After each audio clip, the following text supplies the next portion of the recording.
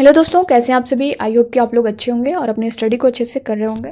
दोस्तों, इससे पहले कि आप लोगों ने प्रैक्टिस सेट को देखा होगा, आई होप कि आप लोग को सारे क्वेश्चन समझ आए होंगे। जहाँ पे आपके डाउट होंगे, आपसे मैं बार बार बोलती हूँ, जहाँ भी जिस स्टूडेंट को थोड़ा बहुत भी डाउट लगे या ये क्वेश्चन नहीं समझ में आया, इसमें इशू है, कोई कन्फ्यूज़न रहे, तो आप लोग कमेंट बॉक्स में कमेंट कर दिया करिए।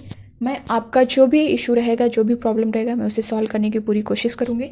तो दोस्तों, आज का पहला क्वेश्चन आप स्क्रीन पर देख पा रहे होंगे, बहुत ही इंपॉर्टेंट है। आप लोग देखिएगा, यहाँ पे आप इस तरह से सारे क्वेश्चन को देख पा रहे होंगे। प्राथमिक स्तर पर पर्यावरण अध्ययन के शिक्षा शास्त्र के संबंध में निम्नलिखित में से कौन सा कथन सत्य है। ऑप्शन नंबर फर्स्ट, ये बाल केंद्रित है। ऑप्शन नंबर सेकंड, ये किताबी है। थर्ड है, इसमें प्रशिक्षक के रूप में शिक्षक शामिल है। फोर्थ है, यह पुनर्प्राप्ति प्रथाओं पर केंद्रित है। तो दोस्तों, यहाँ पे आप लोग अपने आंसर करिए। ये किताबी है, बिल्कुल गलत है ये। ठीक, इसमें प्रशिक्षक के रूप में शिक्षक शामिल है, ये भी गलत। ये पुनर्प्राप्ति प्रथाओं पर केंद्रित है, बिल्कुल नहीं। तो हमारा क्या है, ये बाल केंद्रित है। दोस्तों, ये मोस्ट इंपॉर्टेंट है। ये क्या है, बाल केंद्रित है। ये भी आपका एक मेन पॉइंट है, इसको आप माइंड में रखिएगा। पर्यावरण अध्ययन के शिक्षा शास्त्र के संबंध में निम्नलिखित में से कौन सा कथन सत्य है। तो ये बाल केंद्रित है। ठीक है, अब हम अगला क्वेश्चन देखेंगे। अगला क्वेश्चन आप स्क्रीन पर देख पा रहे होंगे। प्राथमिक स्तर पर ईवीएस की शिक्षण अधिगम की प्रक्रिया शिक्षकों के लिए क्यों चुनौतीपूर्ण है। ऑप्शन फर्स्ट, बच्चों के लिए सृजनात्मकता और पहल करने के लिए। ये पॉइंट है दोस्तों, यहाँ पे आप देख सकते हैं, सृजनात्मकता और पहल करने के लिए। सेकेंड है, बच्चों द्वारा रट कर सीखना। ये रटने को तो कहीं कहा ही नहीं गया, एनसीईआरटी की बुक, यही क्रॉस हो जाएगा। और धारणाओं के वर्णन करने के लिए, इसको भी देख लेते हैं। ईवीएस पाठ्य पुस्तकों को सीखने के एकमात्र संसाधन की जहाँ बात है दोस्तों, आपका भी ये कट जाएगा, के रूप में उपयोग करने के लिए आपका निगेटिव पॉइंट है। बच्चों के लिए सृजनात्मक और पहल करने के लिए। दोस्तों, सृजनात्मक यानी बच्चा नई नई चीज़ों को सीखे, करके सीखे। प्राथमिक स्तर पर ईवीएस के शिक्षण अधिगम की प्रक्रिया शिक्षकों के लिए क्यों चुनौतीपूर्ण है, क्योंकि उन्हें बच्चों को नई नई चीज़ों के बारे में बताना, तो ये सारी चीज़ें जो है सृजनात्मकता में आती हैं। ठीक है, उन्हें अपडेट करते रहना। तो ये आपका सबसे जो मोस्ट इम्पोर्टेंट ऑप्शन है वो आपका फर्स्ट है, यानी बच्चों के लिए सृजनात्मकता और पहल करने के लिए। ठीक है, तो हमारा फर्स्ट ऑप्शन जो है वो करेक्ट होगा। हम नेक्स्ट क्वेश्चन पे चलेंगे।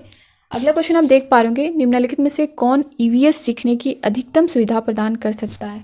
ऑप्शन नंबर फर्स्ट, संदर्भ पुस्तकें। ऑप्शन नंबर सेकंड, कहानियाँ और व्याख्यान। थर्ड है पाठ्य पुस्तक परीक्षा। फोर्थ है विवरण। तो दोस्तों, यहाँ पे अगर आपने एनसीईआरटी वाला क्लास देखा होगा, तो वहाँ पे मैंने आप सभी को सारी चीज़ों को एक्सप्लेन किया है। जिन लोगों ने नहीं देखा है वो जा कर के देख सकते हैं। प्लेलिस्ट में एनसीईआरटी बुक के नाम से एक फ़ोल्डर होगा, वहाँ पे आप क्लास थर्ड फोर्थ फिफ्थ की एनसीईआरटी बुक को पढ़ सकते हैं। वहाँ पे जो आपके मन में डाउट होगा, वो सारे डाउट को क्लियर कर सकते हैं। मैंने चैप्टर वाइज सारे क्लासेस दी है, और हर चैप्टर में जहाँ जहाँ से आपके डाउट हैं उनको क्लियर किया है, उसे आप लोग ज़रूर देख लीजिएगा।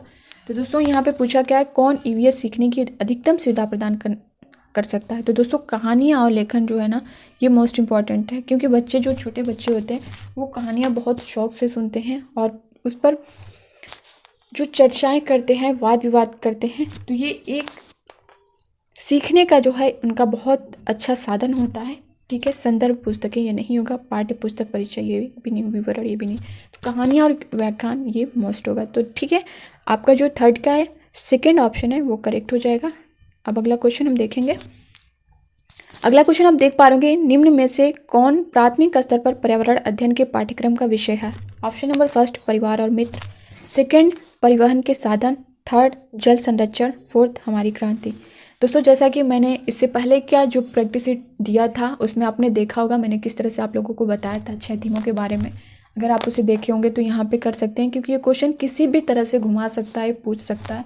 अगर वो आपको 6 थीम याद है दोस्तों, तो वो कितना भी घुमाएगा, कितना भी इधर उधर क्वेश्चन को करेगा, आप उसे कर ले कोई। देखो आप यहाँ पे उसी क्वेश्चन को वो किस तरह से पूछा है, निम्न में से कौन प्राथमिक स्तर पर पर्यावरण अध्ययन के पाठ्यक्रम का विषय है।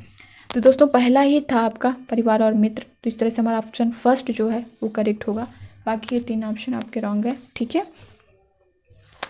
तो अब हम अगले क्वेश्चन पे चलेंगे। अगला क्वेश्चन आप देख पा रहे होंगे, पौधे विषय के मुद्दे बच्चों के लिए सार्थक हो सकते हैं यदि। ऑप्शन फर्स्ट, बच्चों को विषय आधारित वर्कशीट दी जाती है।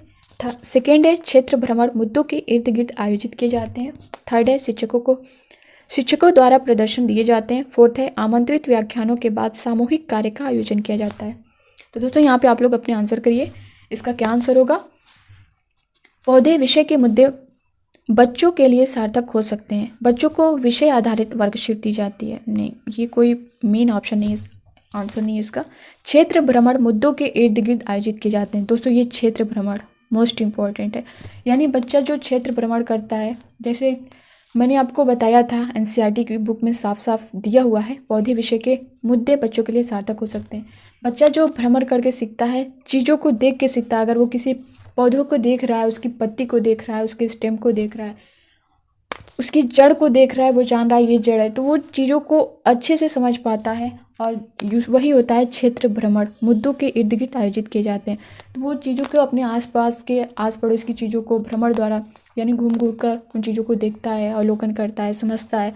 तो वो चीज़ें ज़्यादा इंपॉर्टेंट होती हैं। तो इस तरह से हमारा ऑप्शन सेकंड जो है वो करेक्ट होगा। ठीक है, अगला क्वेश्चन हम देखेंगे, आकलन में स्व आकलन है। ऑप्शन फर्स्ट अधिगम के लिए आकलन, सेकंड है अधिगम का आकलन, थर्ड है अधिगम के रूप में आकलन, फोर्थ है अधिगम के माध्यम से आकलन। तो दोस्तों इस तरह का भी क्वेश्चन आपसे 1 नंबर का मिलेगा, तो आप इसे ध्यान दीजिएगा। आकलन में स्व आकलन क्या है? तो दोस्तों स्व आकलन आप देख पा रहे होंगे यहाँ क्वेश्चन पे भी आप समझ सकते हैं, स्व आकलन यानी अधिगम के रूप में आकलन। ठीक है, तो हमारा ऑप्शन जो थर्ड है वो करेक्ट होगा। इस तरह का क्वेश्चन आपको मिलेगा। अगला क्वेश्चन आप देख पा रहे होंगे, शिक्षक की डायरी में दर्ज जानकारी का उपयोग शिक्षक द्वारा किया जाता है। ऑप्शन फर्स्ट शिक्षण अधिगम रणनीतियों की समीक्षा और संशोधन के लिए, सेकंड है बच्चों के सीखने की प्रगति रिपोर्ट विकसित करने के लिए, थर्ड है बच्चों के सीखने के लिए साक्ष्य दर्ज करने के लिए, फोर्थ है स्कूल का रिकॉर्ड देखने के लिए। क्वेश्चन क्या है दोस्तों, शिक्षक की डायरी में दर्ज जानकारी का उपयोग शिक्षक द्वारा किया जाता है शिक्षण अधिगम रणनीतियों की समीक्षा और संशोधन के लिए। ये आपका मोस्ट इंपॉर्टेंट ऑप्शन। ठीक है, तो हमारा ऑप्शन फर्स्ट इसमें करेक्ट होगा। बच्चों के सीखने की प्रगति रिपोर्ट विकसित करने के लिए नहीं किया जाता है, बच्चों के सीखने के लिए साक्ष्य दर्ज करने के लिए भी नहीं होगा, स्कूल का रिकॉर्ड रखने के लिए तो बिल्कुल भी नहीं होगा। तो हमारा जो फर्स्ट ऑप्शन है वो करेक्ट होगा। ठीक है, अब अगला क्वेश्चन आप देख पा रहे होंगे स्क्रीन पर, ईवीएस सीखने के लिए समूह कार्यों को बढ़ावा दिया जाता है, सबसे उपयुक्त कारण है। ऑप्शन फर्स्ट वे सहपाठी अधिगम को बढ़ावा देते हैं, ऑप्शन बी वे बच्चों के बीच सामाजिक संपर्क में सुधार करते हैं, ऑप्शन सी बच्चों के बीच सहयोग को बढ़ावा देते हैं, ऑप्शन डी वे ईवीएस सीखने के लिए एकमात्र प्रभावी रणनीति है। दोस्तों अब आप यहाँ पे ध्यान देना, एकमात्र, इसको तो आप कहीं भी होगा ये आपका निगेटिव पॉइंट होगा, तो आप इसको देख सकते हैं। इसमें सही विकल्प का चयन कीजिए। तो दोस्तों इसमें आपको थोड़ा मुश्किल हो जाती है क्योंकि 4 ऑप्शन देके आपके कूट टाइप में क्वेश्चन पूछता है। तो अब यहाँ पे आप लोग अपने आंसर करिए, यहाँ पे कौन सा करेक्ट हो सकता है। ईवीएस सीखने के लिए समूह कार्यों को बढ़ावा दिया जाता है, सबसे उपयुक्त कारण क्या हो सकता है? एक मार्क तो दोस्तों आपका यहीं कट गया है। अब अगला देखते हैं, फर्स्ट है वे सहपाठी अधिगम को बढ़ावा देते हैं, सही हो सकता है ये। वे बच्चों के बीच सामाजिक संपर्क में सुधार करते हैं, ये भी आपका सही हो सकता है। बच्चों के बीच सहयोग को बढ़ावा देते हैं, ये भी आपका सही है। तो वे ईवीएस सीखने के लिए एकमात्र प्रभावी, ये आपका बिल्कुल नहीं होगा। तो सही विकल्प का चयन क्या होगा? ए बी सी, यानी हमारा 3 ऑप्शन सही है। तो इसमें से हम देख सकते हैं कौन सा है, ए बी सी, यानी फर्स्ट जो ऑप्शन है ये करेक्ट होगा। ठीक है, नेक्स्ट क्वेश्चन पे चलेंगे। नेक्स्ट क्वेश्चन आप देख पा रहे होंगे, भोजन विषय से संबंधित सामाजिक सांस्कृतिक मुद्दों को प्रभावी ढंग से सीखा जा सकता है। ऑप्शन नंबर ए समुदाय के सदस्यों के माध्यम से, ऑप्शन नंबर बी है यदि सर्वेक्षण किया जाता है, ऑप्शन नंबर सी क्षेत्र भ्रमण के माध्यम से, ऑप्शन नंबर डी है यदि नारे बच्चों द्वारा तैयार किए जाते हैं। सही विकल्प का चुनाव, ये भी उसी टाइप का क्वेश्चन है। अब यहाँ पे आप लोग अपने आंसर करिए। दोस्तों क्वेश्चन क्या है, भोजन विषय से संबंधित सामाजिक सांस्कृतिक मुद्दों को प्रभावी ढंग से सीखा जा सकता है समुदाय के सदस्यों के माध्यम से, ये सही होगा। ठीक है, यानी समुदाय के सदस्यों के माध्यम से सीखा जा सकता है।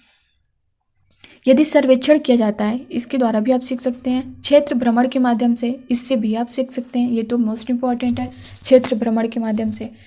डी है यदि नारे बच्चों द्वारा तैयार किए जाते हैं, ये कोई ऑप्शन ही नहीं है यहाँ पे, तो ये हमारा नहीं होगा। तो इस तरह से हमारा जो देख पा रहे ए बी सी किस में, यानी फर्स्ट ऑप्शन जो है हमारा है ये करेक्ट होगा। ठीक है, अब आज का जो लास्ट क्वेश्चन है ये देखेंगे, ईवीएस पाठ्य पुस्तकों के अलावा निम्नलिखित में से कौन ईवीएस अधिगम के लिए अधिकतम उपयोगी संसाधन हो सकते हैं? ऑप्शन नंबर फर्स्ट समाचार पत्र, बी सर्वेक्षण, सी ट्विटर, डी समुदाय के सदस्य। दोस्तों देखिए ये क्वेश्चन इंपॉर्टेंट है, मैं बता दे रही हूँ, यहाँ से आपके 1 नंबर कन्फर्म है। यहाँ पे आपको थोड़ा बहुत चेंजेस दे सकता है या सेम यही क्वेश्चन आपको देगा। इसमें या तो हो सकता है 1-2 ऑप्शन या कुछ क्वेश्चन में थोड़ा चेंजिंग कर सकता है, लेकिन पूरे चांसेस हैं कि ये क्वेश्चन आपको पूरा का पूरा मिलेगा दोस्तों। ये क्वेश्चन बहुत बार रिपीट हुआ है, तो यहाँ पे आप इस क्वेश्चन को बहुत ध्यान दीजिएगा। यहाँ पे आप लोग अपने आंसर करिए। ईवीएस पाठ्य पुस्तकों के अलावा निम्नलिखित में से कौन ईवीएस अधिगम के लिए अधिकतम उपयोगी संसाधन हो सकता है? समाचार पत्र ये हो सकता है, सर्वेक्षण ये भी हो सकता है, ट्विटर कम चांस, समुदाय के सदस्य ये भी हो सकता है। दोस्तों ट्विटर नहीं होगा इसमें, यानी ABD ये आपका ऑप्शन करेक्ट है। तो इस तरह से हमारा ऑप्शन ABD आप किस में देख पा रहे होंगे, EBD हमारा जो फर्स्ट ऑप्शन है ये करेक्ट होगा। ठीक है, समाचार पत्र, सर्वेक्षण, समुदाय के सदस्य ये उपयोगी संसाधन हो सकता है अधिकतम। ठीक है, तो हमारा जो फर्स्ट ऑप्शन था वो करेक्ट हो गया है। और दोस्तों आज के जो आपके 10 क्वेश्चन थे वो कंप्लीट हो गए हैं। और कैसे लगे आज के क्वेश्चन, अपना फीडबैक आप लोग ज़रूर दीजिएगा। और दोस्तों वीडियो को लाइक करिएगा, ज़्यादा से ज़्यादा शेयर करिएगा ताकि हर स्टूडेंट जुड़ सके। दोस्तों बहुत सारे स्टूडेंट का कमेंट आ रहा था, उन्होंने बोला कि मैप से क्वेश्चन, तो दोस्तों मैप से आपका एक क्वेश्चन बनता है, वहाँ से भी समझ लीजिए कि वहाँ पे आपका एक नंबर कंफर्म है। मैं उसको आपको बताऊँगी किस तरह से क्या करना है उसमें। वहाँ से बस आपके जो नंबर है वो चेंज कर सकता है या फिर डायरेक्शन चेंज कर सकता है, बाकी आपका सेम वही क्वेश्चन मिलेगा, बस नंबरिंग या तो चेंज होगी या फिर उसका डायरेक्शन चेंज होगा। तो मैं उसको भी आपको बता दूंगी कहाँ पे क्या कर सकता है। तो बने रहिएगा आप लोग चैनल के साथ। मिलते हैं नेक्स्ट क्लास में, तब तक के लिए bye bye, take care, thank you.